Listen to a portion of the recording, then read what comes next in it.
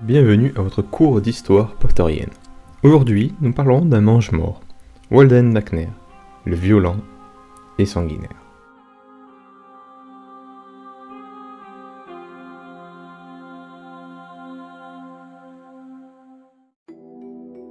Walden McNair était un sorcier et un des premiers mange-morts de Voldemort. Ayant combattu à ses côtés lors des 2 guerres des sorciers, il est décrit comme quelqu'un de violent, de vicieux, grand et de musclé, possédant une fine moustache noire. Sans entrer maintenant dans les détails, sachez juste que c'est le bourreau dans Harry Potter et le prisonnier d'Azkaban. Il peut être considéré dans l'œuvre de J.K. Rowling comme l'antagoniste parfait de Hagrid. Alors attention, dans les films, son personnage reste abordé de manière très floue, alors qu'il a pas mal d'importance avec le recul, et ça se voit bien plus dans les œuvres écrites. Allez, reprenons donc son histoire. Walden McNair semble être né au début des années 50, bien que nous n'ayons pas beaucoup d'informations sur son sujet, si ce n'est l'aspect général qu'il peut avoir, l'âge, ce sont des interprétations, donc tout ça reste hypothétique, mais assez cohérent au final. Donc il est né au début des années 50, a probablement fréquenté l'école de sorcellerie Poudlard, et a par la suite rejoint les Mange-Morts au moment de la première guerre des sorciers, de par sa nature mauvaise, et puis voulant accompagner Lord Voldemort dans sa quête de pouvoir dans le monde magique. Lui aussi, après la défaite de son maître, comme beaucoup de Mange-Morts, a affirmé qu'il avait été sous le sortilège de l'Imperium. Il n'aurait donc pas servi le Seigneur des Ténèbres volontairement, mais plutôt sous contrainte. Un stratagème pour éviter de se retrouver à Azkaban, et qui s'avéra dans son cas concluant. Bien entendu, il ne s'occupa plus de son mentor jusqu'à son retour bien des années plus tard. McNair obtiendra entre-temps le privilège de travailler pour le ministère de la Magie. Oui, pour le ministère de la Magie. Et en plus comme bourreau. Ce n'était peut-être pas la chose la plus fine d'esprit à tenter, mais dites-vous que ça a marché. Et oui, il était le camarade de Lucius Malfoy. Enfin, le camarade mange-mort, bien entendu. Toujours dans les petits papiers, lui, de la bureaucratie magique. Il en profita donc pour placer son ami dans un endroit digne de lui. Le travail de McNair consistera à faire respecter la sentence de mort rendue au procès d'une créature magique. C'est par ce biais qu'il va se retrouver impliqué dans l'exécution de Buck. Bien entendu, Hermione et Harry sauveront l'hippogriffe et l'exécution n'aura pas lieu. Mais tout ça, vous le savez déjà. Ce qui est notable, c'est le traitement du personnage de McNair dans les films. Regardez cette image provenant donc du 3e film, merci à ceux qui suivent. L'anecdote sera d'observer attentivement les bras de McNair. Vous noterez qu'ils sont visibles, mais ne possèdent pas de marque des ténèbres. Ce n'est pas une erreur à proprement parler, mais une volonté de la réalisation de ne pas l'inclure, et en plus de le montrer. Alors en soi, vouloir négliger dans les films un mange-mort parmi d'autres ne pose pas de problème. Alors quid de vouloir montrer absolument les bras du bourreau dans le film? C'est là où ça n'a strictement aucun sens. Car ceux qui connaissent le roman savent, après coup, qui il est, même sans voir les bras. Et ceux qui se basaient juste sur le film, eux, qu'ils voient ou non les bras, ça change pas grand chose à la scène, je veux dire. Donc pour moi, ça reste une bourde de réalisation. Certes petite, car il y en a d'autres qui sont bien plus terribles, mais ça on y reviendra peut-être dans une autre vidéo. Donc revenons à Walden McNair. Il a eu son poste en tant que bourreau, l'exécution de Buck par la suite n'a pas eu lieu, le ministre de la Magie prendra connaissance de la capture de Sirius Black, va envoyer illico presto McNair pour appeler les détraqueurs et s'occuper du parrain de Harry Potter. Mais là encore, vous connaissez la suite, hein. Nous sommes maintenant 1 an plus tard, enfin approximativement. Donc nous retrouvons notre ami préféré lorsque Lord Voldemort revient à la vie. Nous sommes vers la fin de Harry Potter et la Coupe de Feu en 1995. Le Seigneur des Ténèbres venait de renaître, et ce dernier convoquait immédiatement ses mange-morts.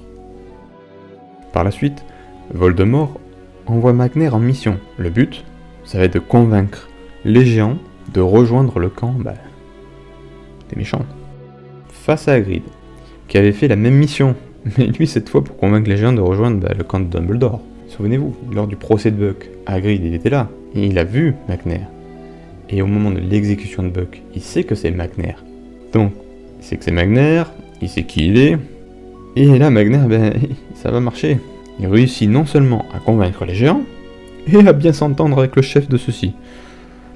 Le goût de tuer, tout ça, d'après Hagrid.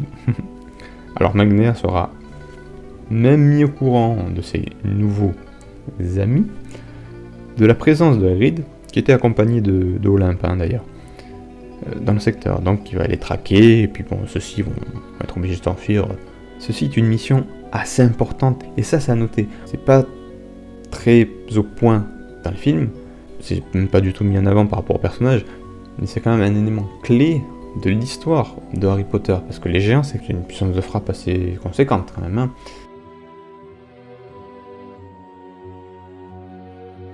Plus tard, McNair sera mandaté pour tuer Broderick Bode.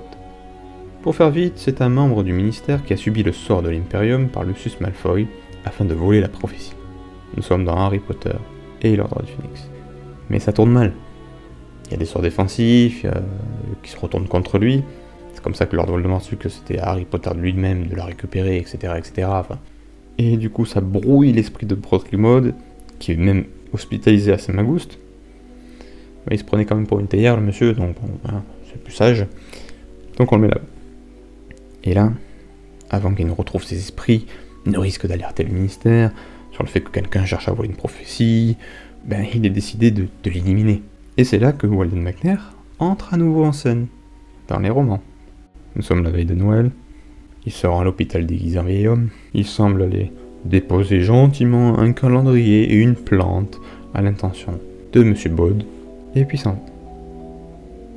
Mais la plante qu'il a posée, c'est un filet du diable.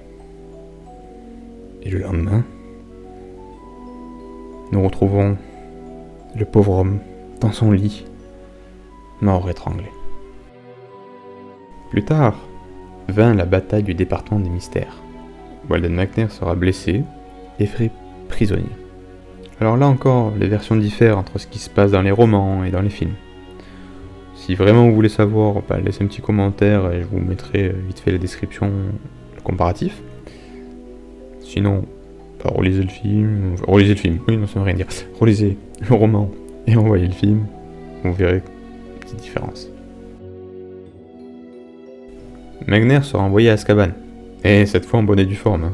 Alors, il en s'évadera pas longtemps après, lorsque Voldemort va prendre de l'ampleur et pouvoir faire sortir qui il veut, comme il veut. Et on le verra une dernière fois à la bataille de Poudlard, où là, il va être littéralement jeté contre un mur par Rubeus Hagrid. Ils se sont croisés pas mal de fois. C'est là où c'est très intéressant. C'est là où il est l'antagoniste même de Hagrid. Il a affaire à lui au moins 3 fois. Si vous devez choisir, essayez de trouver une fonction qui soit l'antagoniste même de Hagrid, vu ce qu'on sait de lui, son caractère, tout ce qu'il est, un bourreau des créatures magiques, honnêtement, je vois pas autre chose de plus significatif pour être l'antagoniste de Hagrid.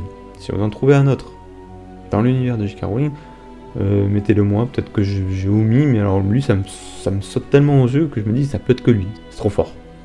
Fort est à parier qu'il croupit en prison depuis, à moins qu'il soit mort, mais ça on ne sait pas trop. Alors une petite confirmation un jour de J.K. Rowling à son sujet ne sera pas pour déplaire. Moi on pourra le mettre ou définitivement en prison ou mort.